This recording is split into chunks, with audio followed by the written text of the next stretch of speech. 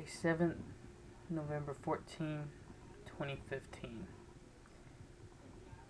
The time I've been gone has been stressful. The sickness started off contained, then it started getting worse and worse.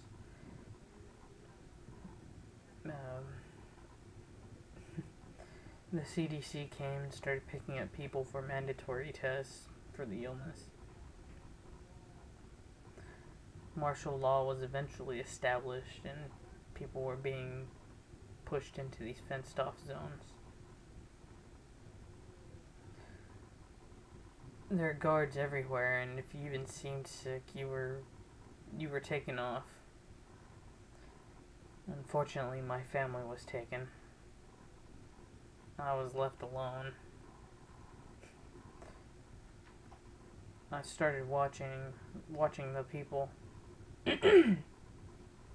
Soon the sick, they started acting funny.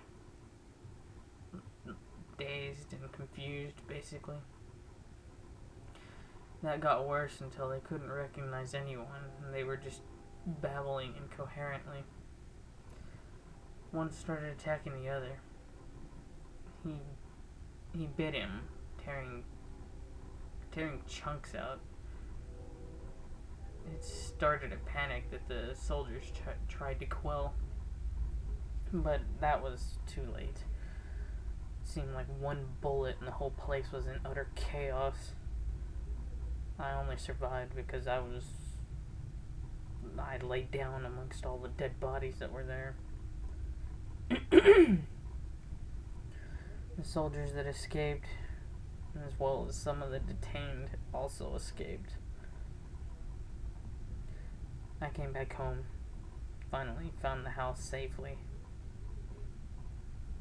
There are way more sick people than when I left. I don't know why, but they seem to recognize other sick people, but whenever someone that's not sick is near them, they start freaking out.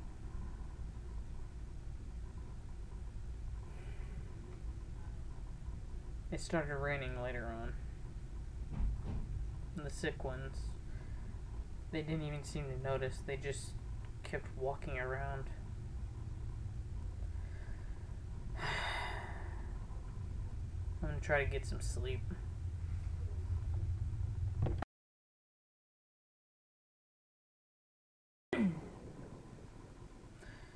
Day 8, November 14th, 2015. For now, I'm gonna stay in the safe house. I don't feel like calling it home because my family aren't anywhere near it. But the door is sturdy, the windows are high enough that the sick can't reach them, and I still have a lot of food and water. I've been sitting here silently. I mean, it's been hard. Last night I heard a dog get hurt. It cried for like 2 hours before everything went quiet again. I have taken to reading my dad's books while I wait for help. They have to have a handle on this by now. Hopefully.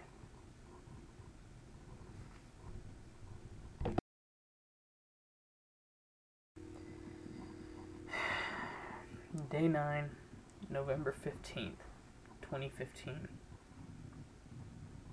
I had another long night of no sleep. There was a sick person outside my window last night, and I heard the gross sound of its breathing.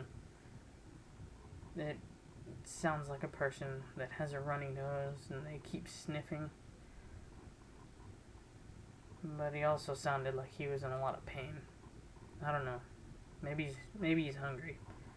I'll leave some food out and see what happens.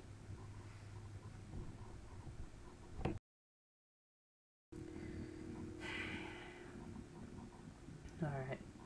Day 9.2, November 15th, 2015. I snuck some food out and set it in his path. He just walked over it. I mean, it was a hot meal. He had to have been starving. He's been around for days. No food, no water. I don't know. Kind of reminds me of the brain parasite that ants get. Side note, the sick are starting to foam at the mouth.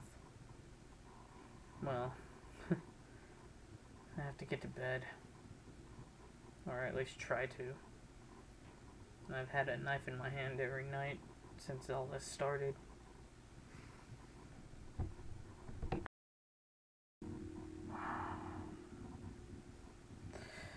Okay, day 10, November 16th, 2015. Today the power went out, but I think after reading all the books, I think I have an idea on how to keep my laptop working. But until I make it, more than likely my laptop's gonna die. So I better finish this entry. I searched the house of my father, and I found my father's gun hidden in his bed, as well as a box of bullets. Apparently, it's a revolver. The box of bullets say that it's a .32 caliber. I don't even know how to use these, but I took it, the holster, and the bullets, and I began carrying it around with me, along with the knife that I have.